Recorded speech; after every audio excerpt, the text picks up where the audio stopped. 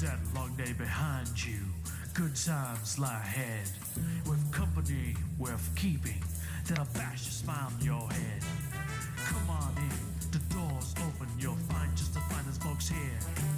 Pull up a chair, grab a drink, and lend our stories your ear. Cause we're the talk at the tavern. Here you're always welcome. The talk at the tavern. Promising beer and bedlam. The talk at the tavern. Music, medicine, then some. The talk at the tavern. The song's over. Here we come. Okay, and hello everyone. Welcome to the tavern, and I am here with Aaron Kennedy. Aaron, we're going to talk about stress today and how stress can seriously hurt your health and damage your health. But before we do, why don't you give people a little bit of your background and why the hell I would bother to bring you on for this particular topic? Oh shit! I'm a hobo. He pulled me off the street. Yeah, he did this for a ding dong and a beer. I mean, first I had to slip him Half the a beer. then he ate my ding dong. Yes. No. Let's see. I've got a master's in leadership, bachelor of science in liberal arts, associate of science in administrative management, studying the interactions of leadership and physical fitness in a military context, which has got heavy relations of health and how that kind of works out. So And stress is one of those features. You've also had personal experience with stress. Oh, and yes, what yes, it can yes, do yes, to yes, fuck yes. a person up. Oh yeah, a lot. See, and not only for your knowledge, but Highly your technical term. experience, the two together is why I went, let's get Aaron for this shit. So I'm sorry, you were saying I interrupted. Oh no. Okay. And he gave me half a beer and a ho-ho. Okay, we're switching it from a ding dong to a ho ho now. Oh yeah, well, one of the two. Yeah. Listen here, ho. It's there was a little something extra in the half a beer, so he didn't know it was a ho or a ding dong. Okay, he's also a guy that I've known for about Going 20 on years 20 now. years. Yeah, going on 20 years. Soon enough, close enough. As close to being 20 years as I am to being 50, or something like that.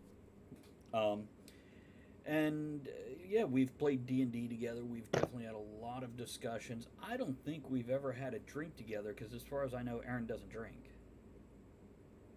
We've drank together. Have we? I don't know. Yeah. I never drink heavily, so I don't remember it. Yeah. No. I never drive after drinking, so it's one of those minimal things. Yeah. If I have to drive, I just don't drink. That's right, because you like Fireball. I know that. Mhm. I know that. It's See, I think that's how it's better if you remember that you're like, I can't remember if they drink or not, than going, oh no, I know that motherfucker drinks.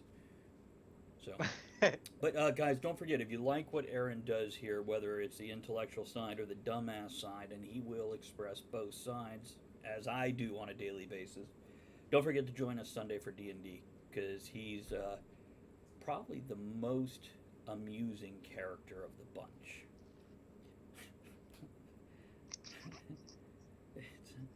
And we are seriously going to get him a box to put his chair on. Okay, so I have had stress, so much stress the past little while that I actually have now I usually get tension in my very lower back and I don't even feel it. Then between my shoulder blade and my spine, which then triggers pain up in the base of my skull. Well, I have to ask you the first question, okay? Yes. You're not sitting on your balls, are you? I mean, why do you think I'm so tall and you see more than just here up? What? No. I mean, we got to ask that first question because that could cure everything. Well, I have learned, be careful with your wallet, gentlemen. Most of us keep our wallet in our back left pocket, and when we stack that thing so thick, it actually presses on a nerve, basically the base of the sciatica, and it can create headaches from your fucking wallet. But so I've had stress so bad lately, I now have a permalump in the shoulder muscle, I guess the traps. That's the top of the shoulder muscle, right? So not even where it normally is. It's a separate pain. and that's created, for example, Sunday night for the D&D game. It was day 5 of my headache. And I still have the headache, but I think it quit for about 18 hours and then came back. So I don't know if it counts as the same one or not anymore. It's same place, same effect, same reasons it's there. And this is part of the reason I wanted to talk about stress. Something else I like to. Neither Aaron or I are religious folks, but we both leave it open that there's more than we fucking understand. Now, whether that means... I don't know. Huh? I don't know. I'm not going to freaking discount it. Right. It's and now whether that's a deity or we're all straight up science, yeah, we could discuss it all day long, but nobody's going to be right because we don't have the ability to gather that information at this point in our species development. So, looking at that, I have explored a lot of metaphysical stuff, including meditation, because I have found basically breathing exercises can calm you, can soothe you, can relieve pain, and all you're doing is maybe you're creating the white light around you, or maybe you're focusing where that becomes a warm spot and blood rushes to it and that relieves the tension and pain. Sorry, I see somebody else over there. I see a shoulder. Oh, that's Emmy. Emmy's welcome to join in on the topic if she wants. I believe she is watching her train wrecks at the moment. Oh, awesome. So she's Oh, yeah, watching the I got show. No, just train wrecks. She's got videos of train wrecks happening. Literally? No, that would be freaking. She Oh, looks and that's adorable. Emmy's I love the cleavage. necklace. Yeah, Yeah, it is. as well. Pleasure to meet you both. yes. At one time, this was 15 years ago or Just a so. cleavage story? Sweet. Yes, there was a gentleman named Walter Kitchens. He was my boss at the time. He was counting out the drawer. She picked me up at work, and he said, this was the following day. He's like, "You can't have your wife come in here anymore." I had to count the drawer like 3 times. Nice. Well, and I told her, and then I told him. He's like, "You told her that?" I'm like, "Well, yeah." See, that's actually the right way to be flirtatious. You do it through the husband, thus complimenting him, and he can pass it on, if he's not a total moron, in a way that the wife will find amusing as opposed to creepy or something. Oh, no. He was like, well, he was just like, shit, it took me an extra half hour to count the drawer. Right. No, there's a right way to do it and a wrong way to do it, and it's surprising how many gentlemen out there, learn how to flirt. Don't think you automatically know how to do it. Study how others do it successfully. And in the place of business, in this current point in our society, don't do it in your place of business. I do it all day long. Matter of fact, today there was one woman who I work with who I really enjoy hanging out with her. I drew a little sticker of a smiley face that said, "You're a super smiler," because she's always smiling and happy. And I gave it to her. But today she was bitching about something to the boss. Now, I did have this headache. I was a bit dopey-headed. And I just looked at her as she's complaining. I'm like, "Do you need a tampon or a tissue? What can I get for you right now?" And she took it great and well. But, yeah, you can't just say that to anybody at any point in time. You have to have the right person in the right situation to be able to do that. And if you don't know how to tell, then you shouldn't be doing it. I also said, my boss, I said, "Oh, yeah, if you get in the top 10% of performance," and gestured at my boss, talking to this same woman, "he'll slap you on the ass when you come in the morning." And he's like, "No, I won't. No, I won't. Don't say that." Because tomorrow you'll be like, "Where'd he go? It was nice working with him." And that's why I don't mention his name, because it could be any one of the 13 to 18 bosses in the building. And it doesn't matter if they have a penis or a vagina, because in this day and age, you get to pick your pronoun. You're not assigned one.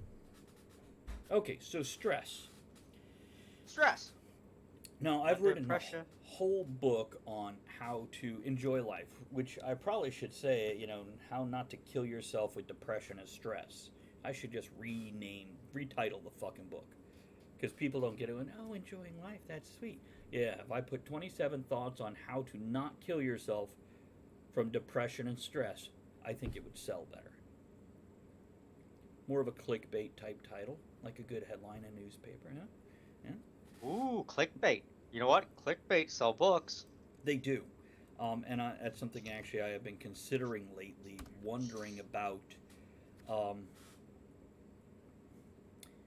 with a book title, the general rule is, for example, my one book, The Downfall, Harbinger, horrible title. I like the title. I made the title. I discussed the title with other authors who all agreed it was a good title. Now, years later, after publishing it, whatever it's been, 2 years, I realize it's a bad title. Because a book title should sum up the whole story in 5 words or less. Now, after you read the book, the title makes complete sense. But before reading the book, the title don't tell you shit. Now, on the other hand, clickbait that makes you pick it up and look at it, that's another way to go. The bottom line is you want your title to make people open it up and read the blurb or read the back, whatever. Okay. Well, let's like talk- Stephen King's It. What the fuck is this? It. Well, he had a name by the Yeah, time he did that. yeah, one. no, no. It Yeah. actually works Yeah. because it's big freaking IT. Ooh, Yeah. in And- big red letters. See, but then again, a lot of his book titles, his first ones, Pet Cemetery. Okay, that's interesting. What's that about? Hmm? Carrie, Christine, Cujo. Yep. All these early Salem's Lot. Even that is like, I don't know if this is a fucking auction. What the hell is this? Lot number 372, starting at $20. It's one I've never actually read, Salem's Lot. I'm not either. I like his sci-fi stuff, his sci-fi and his fantasy better than his horror. What sci-fi has King done? Technically, the Tower series was freaking sci-fi. I guess, yeah, technically it would be. And if it wasn't sci-fi, then it would have been fantasy-ish. Right. It's written more in a sci-fi-ish realm. It There's a reason fantasy is a subgenre of sci-fi. yeah, it's one of those they're next to each other. Well, science fiction would be fiction using science, and magic is sci-fi. It's just tying it into a medieval fantasy world. It has a subgenre Yeah. of sci-fi as fantasy. And some people go, no, they're two separate. Not really, not really. Well, yeah, freaking Star Wars is a fantasy novel. Star Wars is the King Arthur story retold. It's space wizards. It absolutely, you have King Arthur, young King Arthur, the farm boy who doesn't know what's going on, who gets a magic sword, trained by an old wizard. He has the shifty thief, scoundrel, and the big barbarian. And then you have the nerdy instructor who's taught him everything he knows, well, 3PO didn't really. Well, I can also make it. I can also make make an argument that it's a western. A lot of westerns are based off the King Arthur mythos. But then again, I now Oh, yeah, say our superhero movies are the new westerns. You have an outsider that nobody understands who comes in and single-handedly saves the day from whatever evil, pushy person. Like that old lady in the grocery store who acts like, because she's old, she gets to go in front of you and act like she didn't see you in line. Yeah. Well, she might not have seen you in line. You get in trouble when you punch her. I wouldn't know. So anyhow, I just tase her. Zzz. That's how you keep stress down. You just tase them. I forgot where I added how long ago we started, basically what it boils down to. Oh, stress. No, I remember the topic. I'm just trying to remember. So we do about an hour on this without going too far over it. So I'm just like, Okay. when did we start? So here's what I'm going to do. I know how to find out. And that's really Officially it's 6 o'clock. It's well,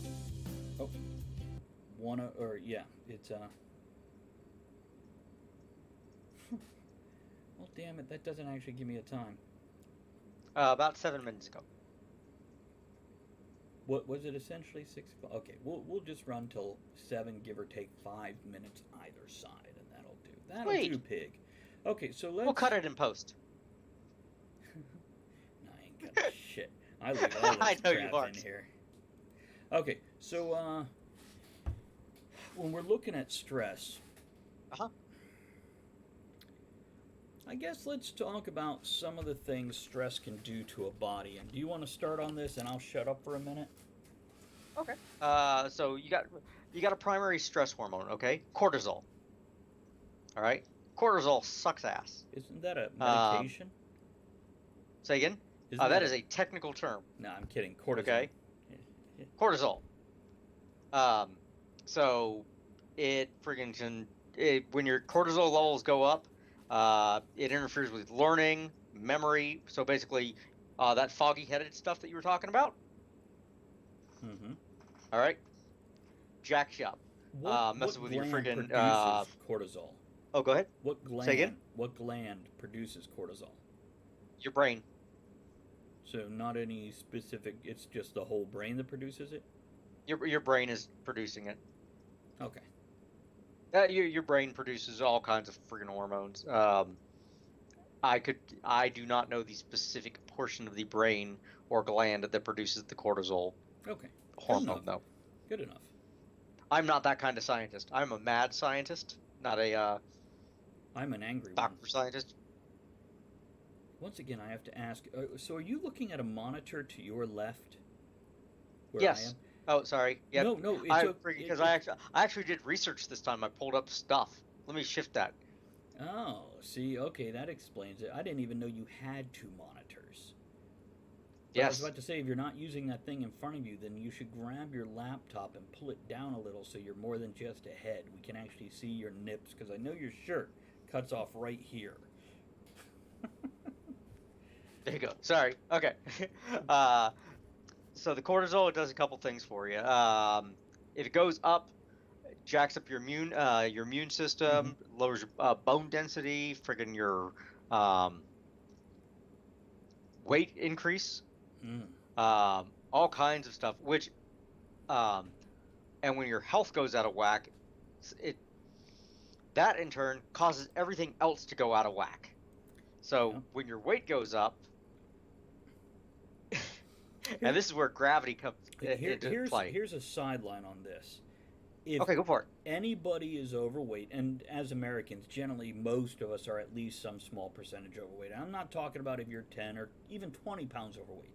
But once you're past that 20-pound mark, losing weight can only help you.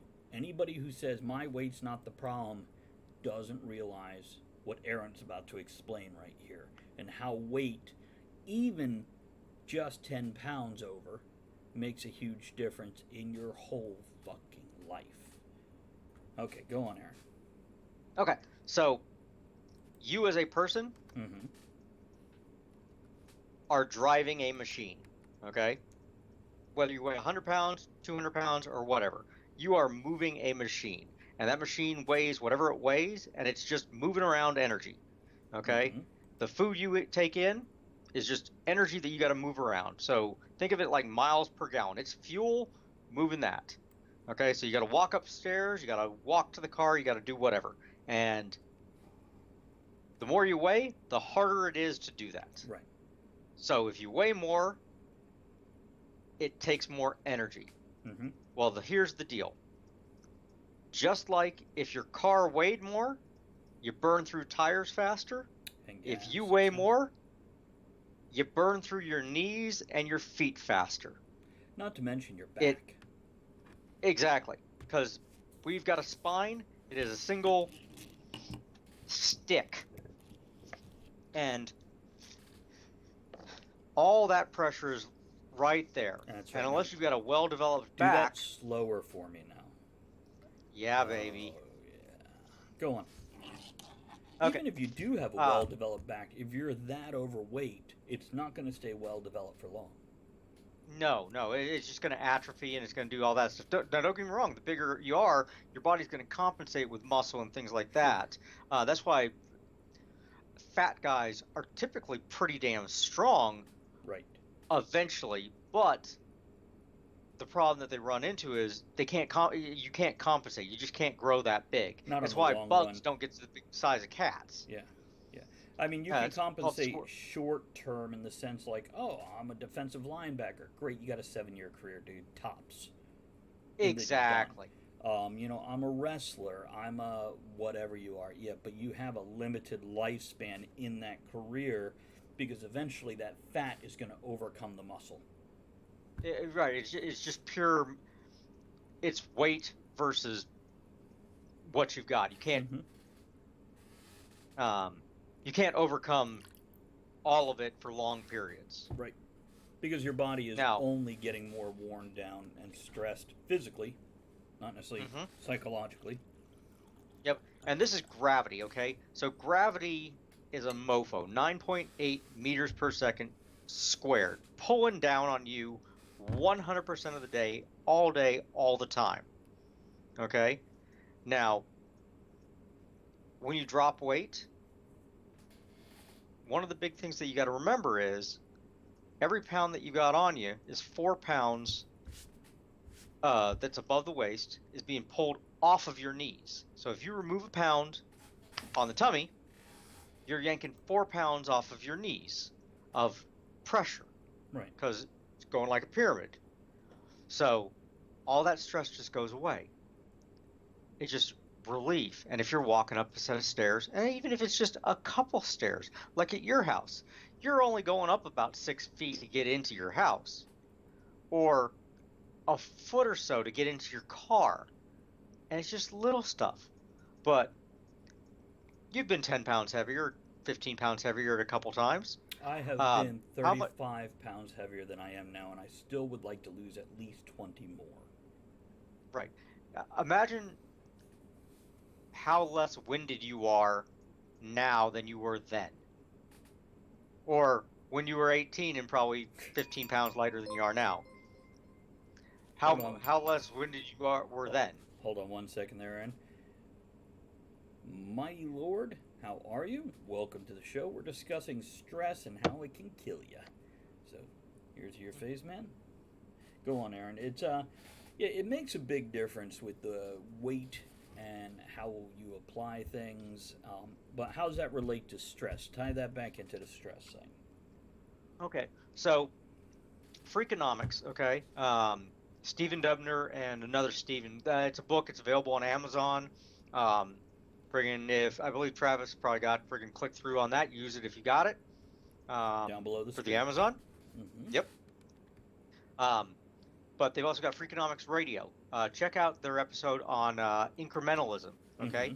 So there was an episode on incrementalism talking about the bike racing. Okay. One of the British Olympic team could not make big gains, but they can make incremental gains. So what they focused on was nutrition, repairs on the bikes, um, staying healthy. So they did 1% and 1% here and 1% there and 1% there, and they went from pretty much dead last to like third place over the course of 3 years. Let me give So a more real world example. At work, which, by the way, for those of you that don't know who just joined us or whatever, I work in a warehouse for Amazon. And what I look to do is make small gains. I'm basically doing returns, so the quicker you check a return and make sure it's okay, get it done, get it out, increases your numbers. I found out today I am the 16th most productive employee out of 193. Now, when I walked in there, top 10%. yeah, when I walked in there, I told them I will never be your best or your quickest because I care too much and I won't lie and cheat to get up there.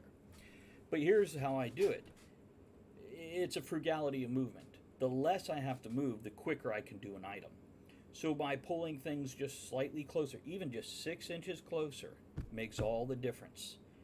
And it moved me from basically doing about 13 items per. I guess I was doing 13 per hour when I first started. And now I am doing over 40 per hour. What was the standard for per hour? 27. That is what they aim So for. so you're below par. No, I'm doing 40 And now now. you're well Oh, above yes. par. Yes, yes. Yeah. It and the first hour when I'm fresh, I did 55 items in the first hour. Now, something else I had to do, I had stopped caring so much because I give a damn about what I do, but you can't search every pocket. Mighty Lord says I have a lot of stress too because I'm in middle school and not all the students are the not and not all the students are the nicest. Mighty Lord, we could definitely address that. I'm going to give you the bottom line on this. You can only care so much what other people think. You have to learn to value your own opinion of yourself. And I'm not saying be arrogant or be a dick. I'm just saying you cannot put value in these other people's opinions. And if you look at it logically, you sound like a smart guy.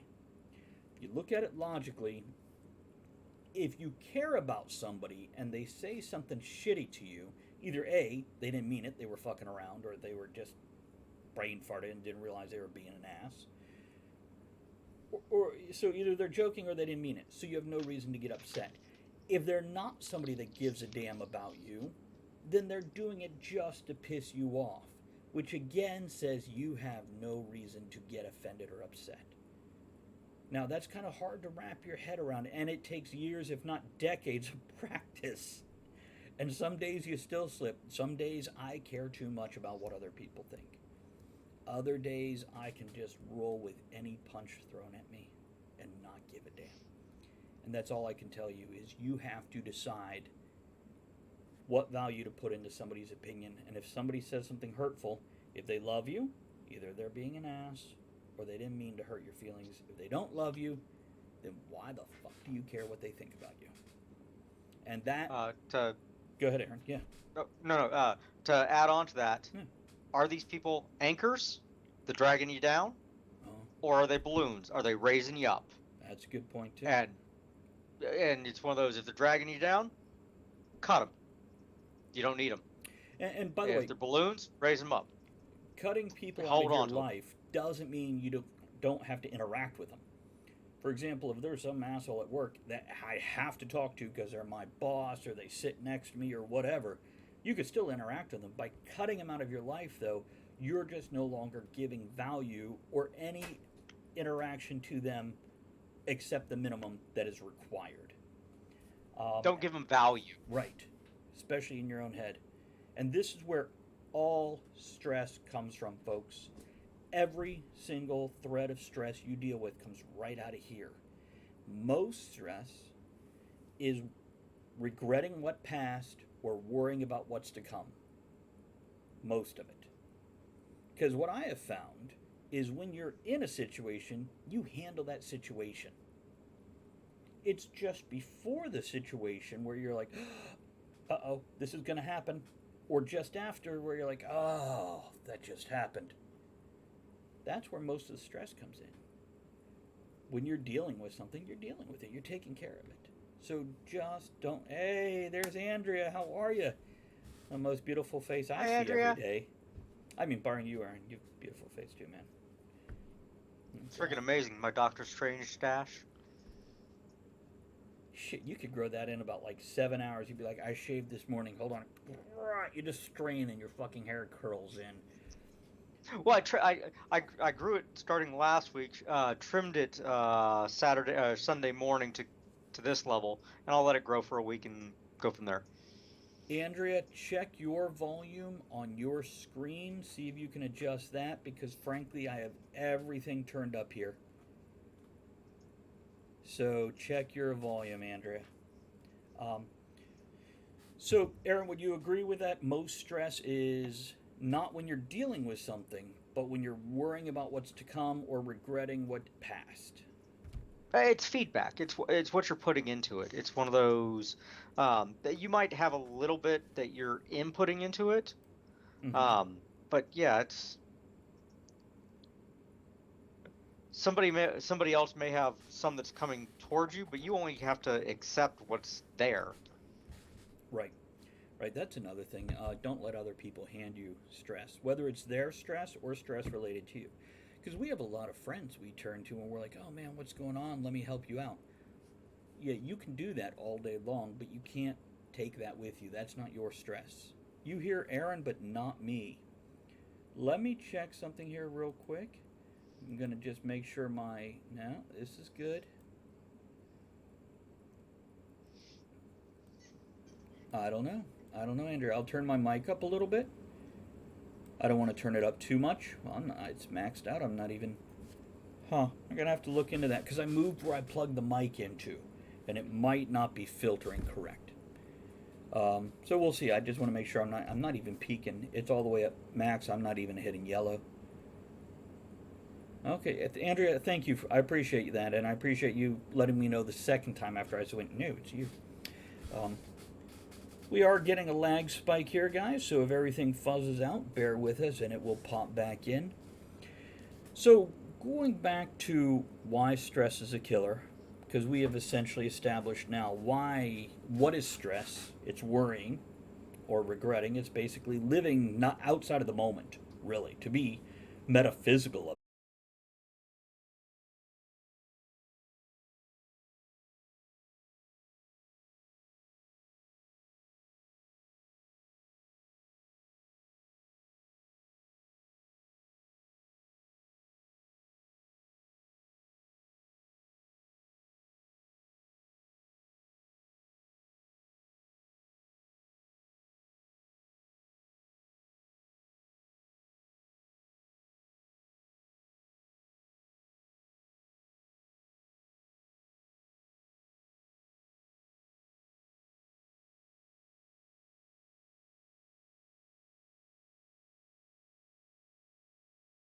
Baltic dances? Like dances from the Baltic state? No, no, I know both dances, the lawnmower and the sprinkler. Nice. Yeah, I still quote, like, interpretive dance type quote you on those things. Um, okay, guys, it looks like we have finally reconnected back. We should be back and everything Hi. should be moving. Uh, it's just the fun of the atmospheric changes and being in the crappiest internet. You see, Andrea shouted out, "Sprinkler!" And she fucking recognized it. Andrea and I do the lawnmower and sprinkler together. Well, she pull starts my engine and then I hose her down. G-Ref. Okay, so we were saying, because you started to get into some of the problems that stress can cause weight gain can cause all kinds of issues. Physiological reactions. Right, but more than just weight gain, stress can cause other very immediate issues, and I want to go more into that to at least cover our bases of what you can expect from stress. And after about 15 minutes of this, last 15 minutes, I want to talk about ways to avoid stress, whether it is immediate, right this second, how to, or long term, how to. Because just saying things like you can't give that big of a damn is kind of vague and needs a little explaining. Way. Some of the stuff is like Well, Adam Carolla. don't go into it yet. Had Let's made. leave that for the last Okay. 15. Let's go into the Jeez. effects of stress now. And you were mentioning the fuzzy headedness. Hmm. So, Those are kind of the symptoms that you'll see. right, So you're identifying, oh, I've got these things, so you start seeing oh, maybe I've got a little bit of this stuff let's out there. let's Or, discuss some symptoms then. Headaches, okay, blurred vision, yep, stomach issues, digestive problems, gas, sleep or lack of sleep, increased appetite or drastically decreased appetite. Really, fucking stress does everything. I've got diarrhea, I can't take a shit. At the same time, it's incredible. I just fart liquid and never shit. Whatever. What other stuff we got now, here, Aaron? that said, always see a healthcare professional, blah, blah, blah. To a point. Because some of those may just be you're gonna die, dude, and don't go to us. We're on the friggin' internet. You've We got don't know dysentery. shit. Here's what else I'll say about healthcare professionals, guys, across the board, but relating to this right now. Healthcare professionals are taught to treat symptoms. They are taught to treat symptoms. They are taught to treat symptoms, not to fix the problem, but to medicate the symptoms only.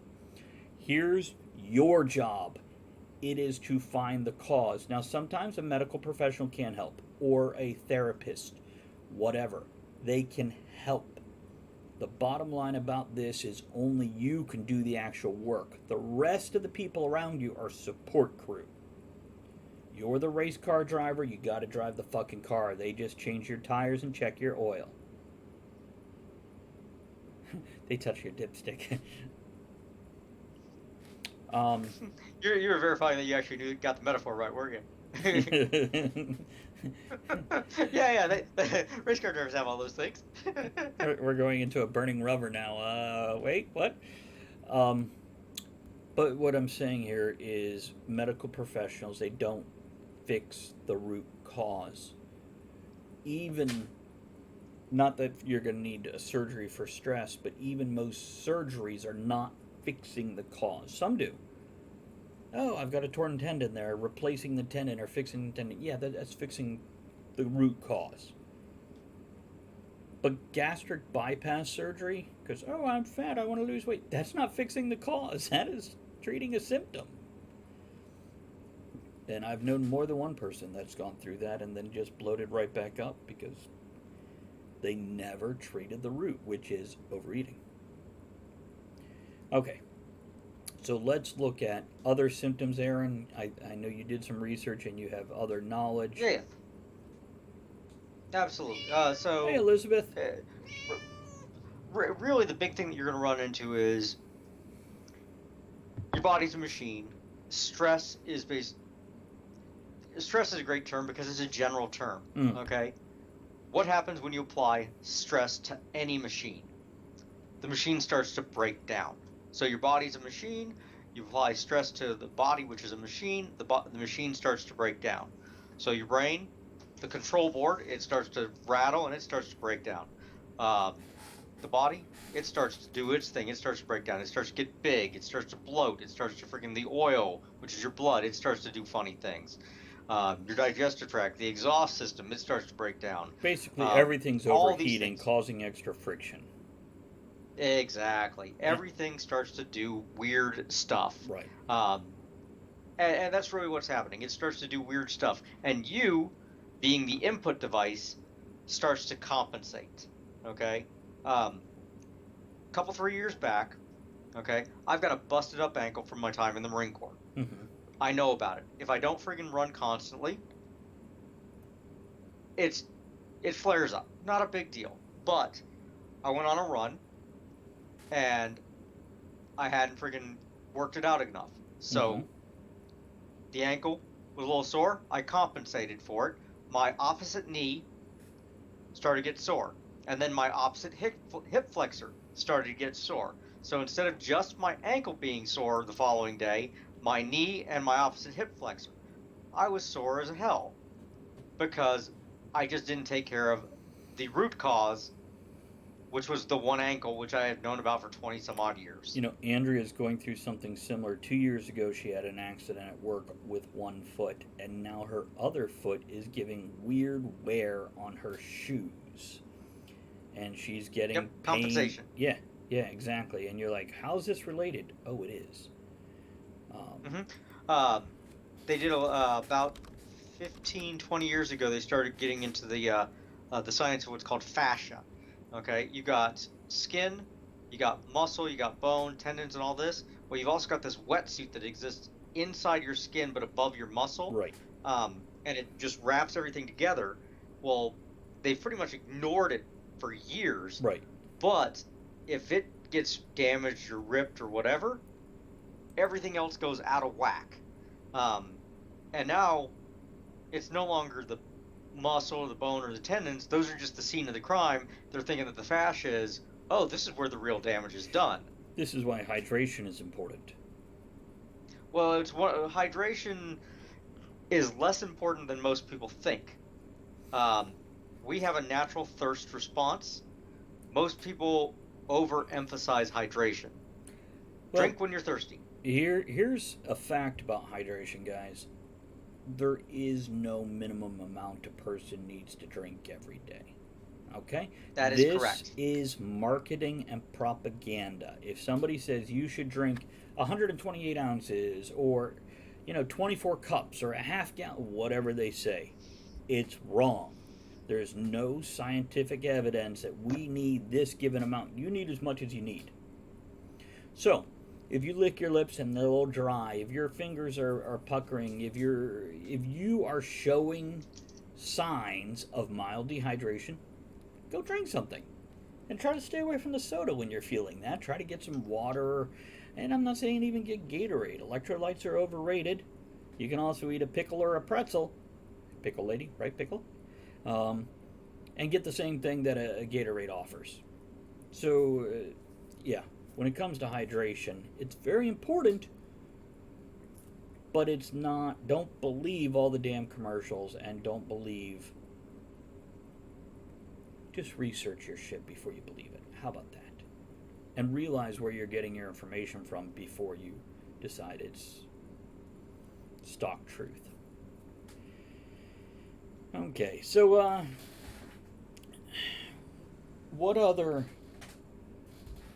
symptoms can stress display in a daily life that you might not even realize you're dealing with? And we can go over some of the ones we already mentioned and just expand on them, like digestive issues, whether that's overeating or undereating, or just, I get heartburn all the time. Well, okay, so the big ones are going to be like headache, okay? Soreness, weight gain, nausea, okay? Gary! Heartburn. Hold on, I gotta interrupt you Hi, for Gary. Gary. How are you? And thank you for showing me your bits. Very impressive, very impressive. Okay, carry on, Aaron. Gary, we're talking about stress and how it can hurt a body if not handled and taken care of, and we're going to get to how to alleviate stress, not just masturbation, but other ways also. Go on, Aaron. Not with masturbation. Trouble sleeping. Yeah. Or yeah, and that could mean sleeping too much also, not just insomnia. But irregular sleep. Right. Okay. Irregular sexy time. Jack up your freaking sexy time with a spouse. Yeah. If it lasts, 45 minutes, you probably need to see a doctor, because 3.5 minutes totally is the average. God's honest truth. And by the way, after 45 minutes, she is fucking checking her watch behind your neck, going, "Can we do something else now?"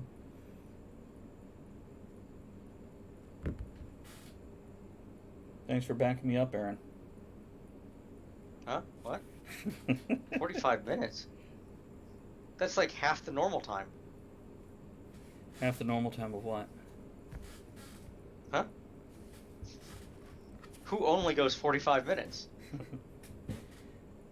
A football game if you don't put commercials in it? Right. Anyhow, go on. No, those are the big ones. I mean... Okay. Let me ask you.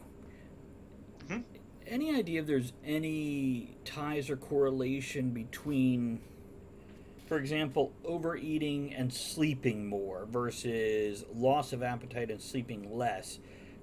Does one or the other go more commonly hand in hand, such as I'm sleeping more but eating less? I'm eating more but, or is it just totally individualistic? Yes, no, yes, no. Metabolism is intricately linked with friggin' sleep patterns, but they have no idea how. We know they're connected, we just can't see where. Sleep is a new science. Well, fucking psychology is a, relatively new science. Well, no, sleep is one of those ones that's really hard to nail down. Started in the 70s, okay, but how sleep works is really tricky, and then how it's tied to metabolism is an entirely different thing. Gotcha. So, okay. Yes, but it's going to be individual. So somebody may sleep more and eat more, or eat less, or neither. So. Oh, right. Well, as your metabolism changes, your sleep patterns will change. Mm-hmm. But that is so individualized, it's beyond funny. See, Like me personally, as I lose weight, my sleep requirements drop like a stone. I'd have to go through it in my head, and I don't think it's interesting enough for me to go into it too much right now. But I know when I was less stressed, I slept significantly less, and I lost weight easily. When I am more stressed, I do not lose weight, which is not to say I gain weight. I gain weight when I fucking eat. That's all there is to that. um, but to lose weight, and I do stress eat. I know that because when I have the headache, the carbs, the sugars help. You crave Um, them? right. Well, because they also they create a chemical release in the brain that helps alleviate uh, the blood flow. It helps the blood flow and that kind of stuff. Yeah, insulin So reaction. right. So this is why a lot of people are like, "Oh, chocolate makes migraines." No, chocolate is your body, in theory, going, "Hey, you've got this coming on. Let's try to counter it." So it's craving sugar and caffeine to basically open up your blood vessels, create this chemical release out of the brain to stop the headache or migraine from coming on. Yeah, And caffeine's a hormone inhibitor. It's pretty freaking good about stop. Most modern pills have caffeine in it so that the pills work better. I know Excedrin does, and it works Mm-hmm. better for me. Though, fun fact, the thing that works best for me, more so than ibuprofen and acetaminophen, aspirin, alcohol. Because it does the same thing. I don't need the medicine. Basically, I just need to A, take the tension edge off. I'm not saying get drunk. I'm saying just What? Well, that might just be a muscle relaxing. You may just have right. some. You may just have a pinched nerve someplace. I suspect that's part of what it is. Yeah, because with the tension, it's the muscles are tightening around the nerve. So basically, when I open up the capillaries for better blood flow, which the alcohol does, as well as release that tension and cut that tension, it's enough to loosen those muscles around that nerve. Something else I have noticed as we go into this part of the show, I want to discuss, move into this anyway.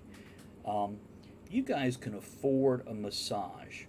Now, let me tell you something about a massage. A good massage therapist. No, Eric, it doesn't. Eric asked, does it get worse with smoking? Now, I don't smoke cigarettes, I only smoke pipes and cigars. So, I'm not going for the nicotine, though I do like a strong cigar, which means a high nicotine content quite often.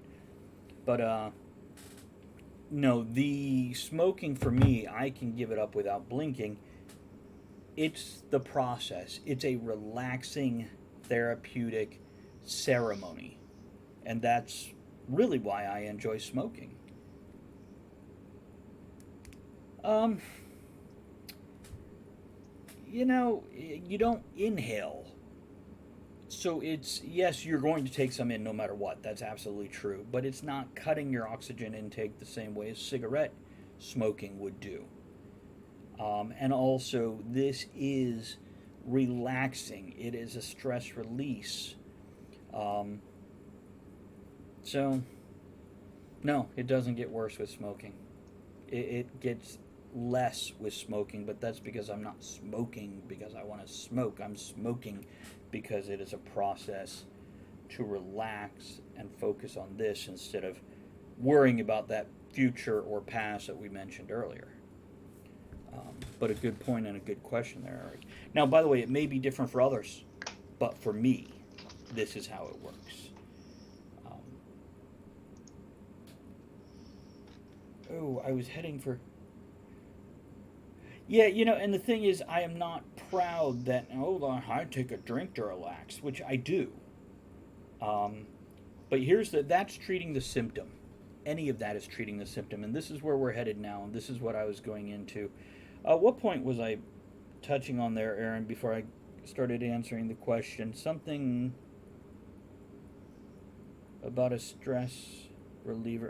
It'll Uh, come I back. had, I had mentioned the might be a muscle relaxant instead of a shoot. You know what? I lost it too.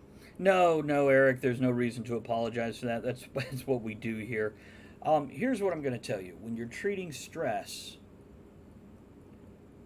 go to the core of the problem. Here's something: you don't know how much stress you're under until you remove that thorn in your foot or a splinter Oh under your yeah. nail. And then suddenly, it's amazing how your life just springs back into the shape it's supposed to be in. Massage, thank you, Eric. Thank you. I appreciate that. Um, so we'll get back to this in a moment. What I was going to say with massage, a good massage therapist is like having a good mechanic or doctor. They'll Hey go Travis, in. hate to stop you for a second. Yeah. You've gone into full blur mode on my screen. I'm not sure if that's on your transmit side or Yes. Let me mine. let me pass it. This is on my side. I'm watching my kilobytes per second go down. We may disappear for a second. Stick with us, guys. We will bounce back. It is my internet being a full blown penis. I said blown penis. And before I go on, I'm gonna check one or two things here. No, okay, it's just that good. Yeah, give it a second. I gave it a minute before I said anything. Yeah, go ahead and just point it out immediately because I have a little meter here that gauges it, and I'm watching it go from red to orange. It's not even in yellow and green; it's in fucking red and orange. So Oh, okay. I'm gonna. I was trying to avoid. I was like, man, maybe it's me, and I'm like, no, I don't think it is. Nah, not you, man, not you. So what I'm gonna do is I'm gonna just tread water here for a moment till my Oh, yeah, you do your thing. till my internet stabilizes because Eric has said there's definitely quite a bit of cutting in and out here, which I appreciate you letting me know about that. Because I would rather ramble for 2 minutes while it fixes itself than you guys miss part of the actual real conversation. So thank you for that. I appreciate that. I don't know if Aaron's doing another dance or if he's just saying, yeah, totally agree. Or maybe both. It could Dun, be dun, both. dun, dun, dun. You know, I feel like I want to learn the words for there's no business like show business because that's just. There's no business like show business. Those are the only words. That's all we need to know. It's a great damn song. And I always want to sing it like Ethel Merman. There's no business like show It's like business. It's like no business that I know. La la la la la la la la la. La la la la la la la la. And this is kind of stuff I'll do on Twitch streams when I finally do a Twitch streams. I am going to do character voices for every damn song. Hey, just, you know what? While we've got bad reception, let's talk about giving me money. I do want to point out it is September, so all subscriptions are half price if you're doing them on your computer, not on the app on your phone. So there's that. Half price tier 1 only. Gift subs are full price. Keep that in mind. So, yeah, subscribe to 2. Yeah, it's totally bottoming out right now, guys, so bear with us. Should have it back in a moment. Other than that, don't forget you can get free bits. Join us on Sunday nights for D&D, Monday nights for Talk of the Tavern, where we have 5 or 6 of us doing a talk show format on a given topic. Okay, any moment now, we should start going back up into the green and be able to continue on with the topic for the next 10 or 15 minutes. Why would it turn red right after I say that? God damn it. It hates you. Probably.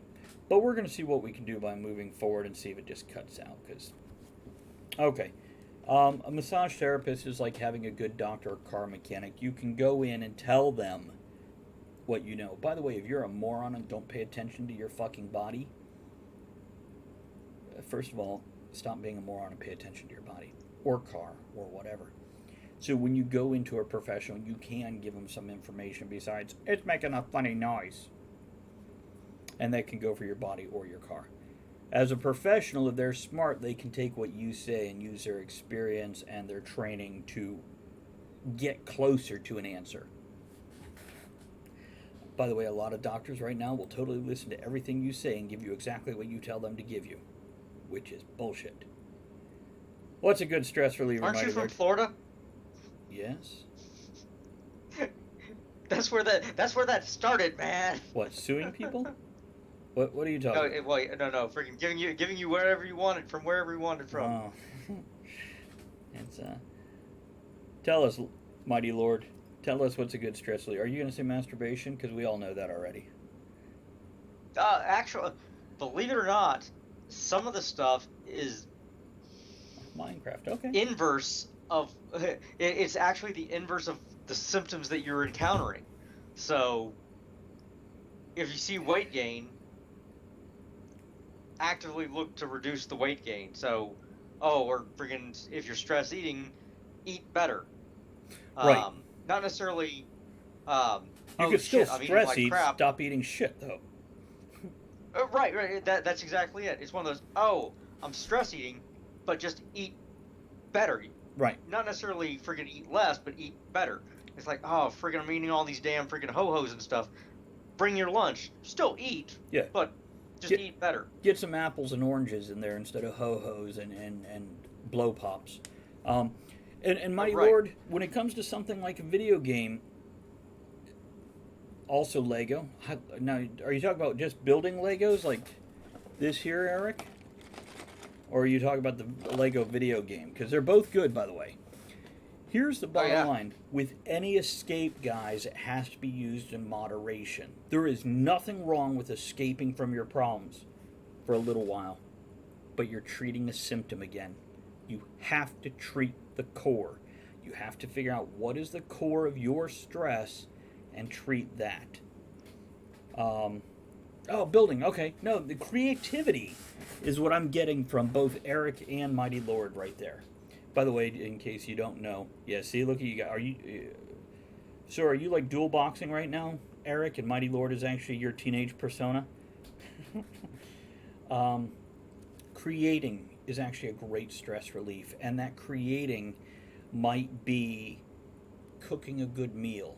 It might be cleaning your damn living room.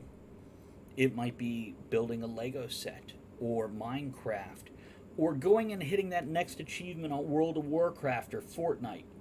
Those are all okay, but you are not creating a solution. You're creating an escape. Or streaming on Netflix and going, look, I did a whole season in 2 days. Nothing wrong with that in moderation. Yes, Aaron? Now, there's something Adam Carolla said, and it's There actually you go, great, yeah. great advice, and he says it on his podcast. If it's not making you money, and it's not making you happy, why are you doing it? Okay, that's actually a great piece of advice. The first time I heard that, I think was Right, which Sunday is why I from remember you. it. I think it was Sunday you said that to me before the Yes. D&D game or during the D&D game. And it's very true. Now, I would put happy first. If it's not making you happy or making you money, why are you doing Oh, no, right, but I'm quoting him, so I Sure. always say it that way. it? Sure. I would reverse it for the advice, no matter what he said, just so I stress happy over money. Then again, maybe put happy Right. last because people hear what you said last more than what you said first. But neither here nor there. Yeah, you're okay to escape, guys, and that escape could be anything. Anything creative is always good. The sense of accomplishment is always good, but you can only escape for so long. Then you have to, frankly, you have to kick yourself in your ass and get out there and do the work. Find the core problem. Oh, by the way, the massage thing, to finish that thought, because we have totally veered off that 3 times. Good massage therapist, I can get a massage and for about 3 weeks not have a single headache. But you have to have the right massage therapist that you can go, this is where I have my pain. And you have to be smart enough to know where your pain comes from. My pain in my neck. Right at the frenulum. That's not the perineum. Peridium. Anyhow. Paradigm. The pain in my neck actually comes from the base of the sciatic nerve where the buttock meets the lower back. Actually just about 2 inches below into the buttock. So knowing where that pain triggers from initially, even though I don't feel pain there, I know that's where it comes from. Yeah. But again, that's just treating the symptom. So, stress relief, as we mentioned earlier to Mighty Lord, first of all, stop worrying about what other people think. That's going to remove a lot of stress. It's hard to do, though, because you don't even realize you're doing it. And you're like, well, I like Aaron. I respect his opinion. It's great, but only to a point. And then you have to live your own life without worrying about what other people think. Which, by the way, Aaron is a whack job. yeah, he is. He's Whack fucking job. smart whack job and a great guy, but a whack job. He's nuts. Yeah. Okay, you know what? Nuts. Stop at the masturbation references. No, I'm kidding. Please keep going. We've got 10 more minutes.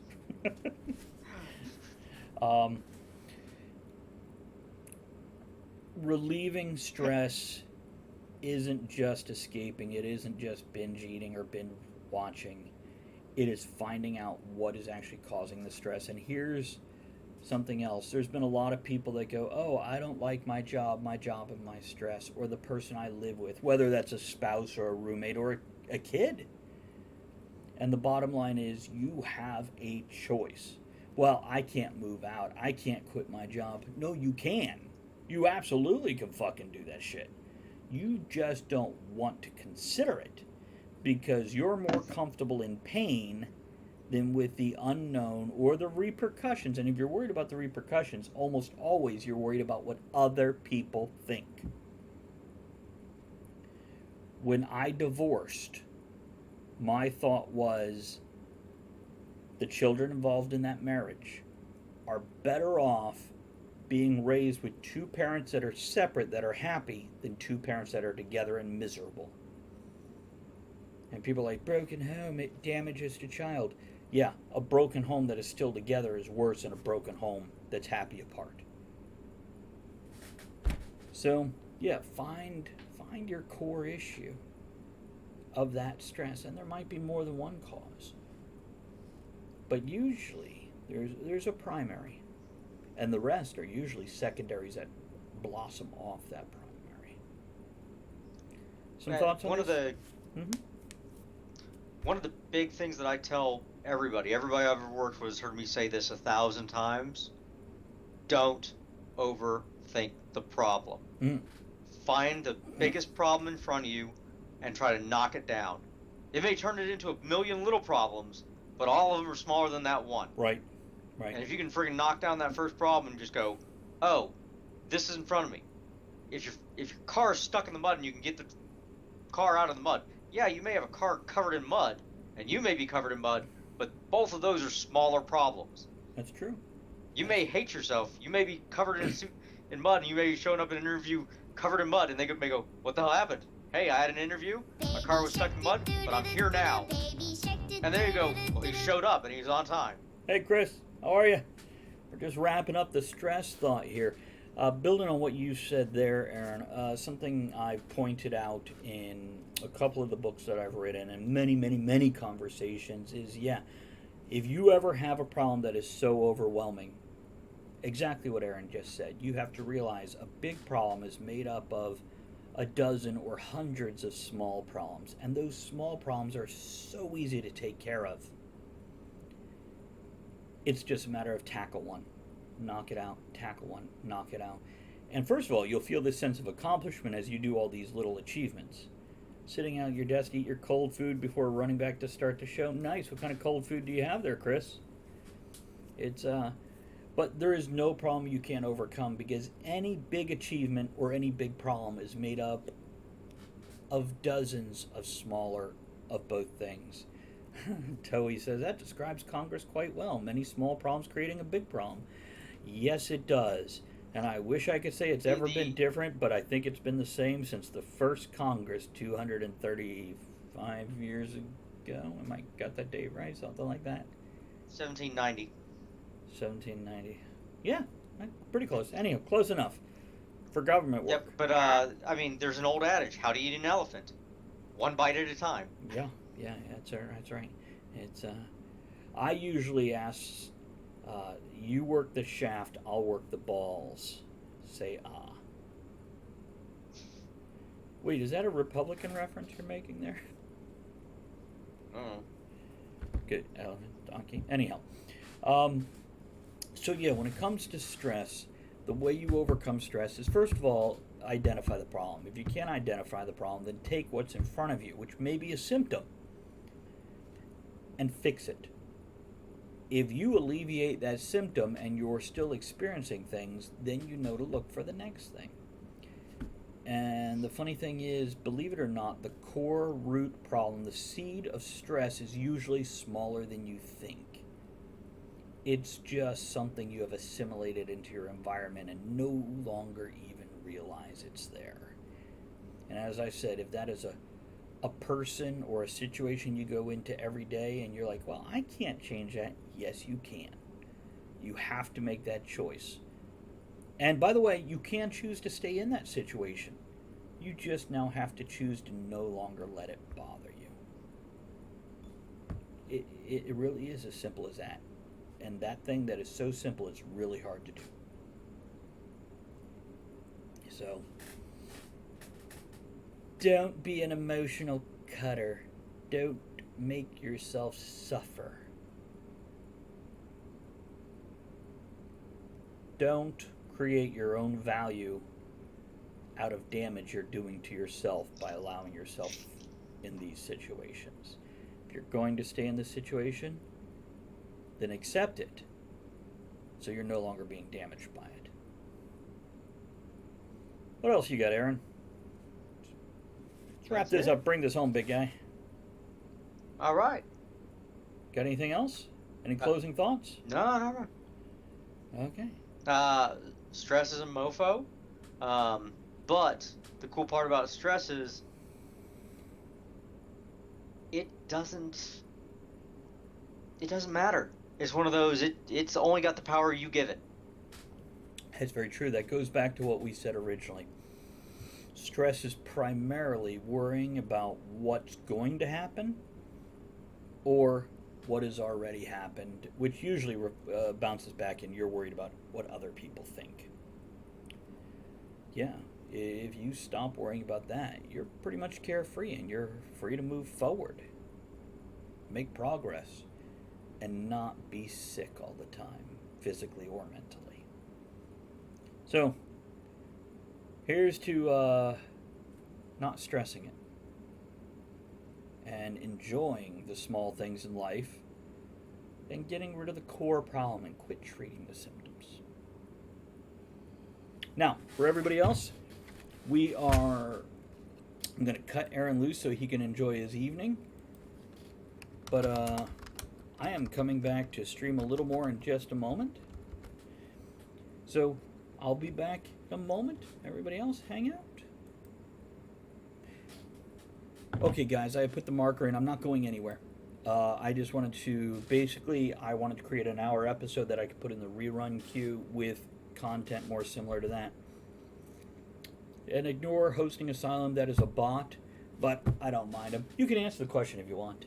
Aaron, thank you for coming and hanging out. I appreciate that, man. You're welcome to hang out more. I'm going back to replacing batteries in my watches, or you can get the hell out of here. I know, it's very exciting. Very exciting. I wear automatics, so no batteries. What? Yours are automatic?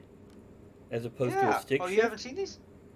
Here. No. So, here's my watch, Seiko. Automatic watch. It's a big glare. Oh, I'm sorry. So what do you mean? Like your body movement winds it type thing?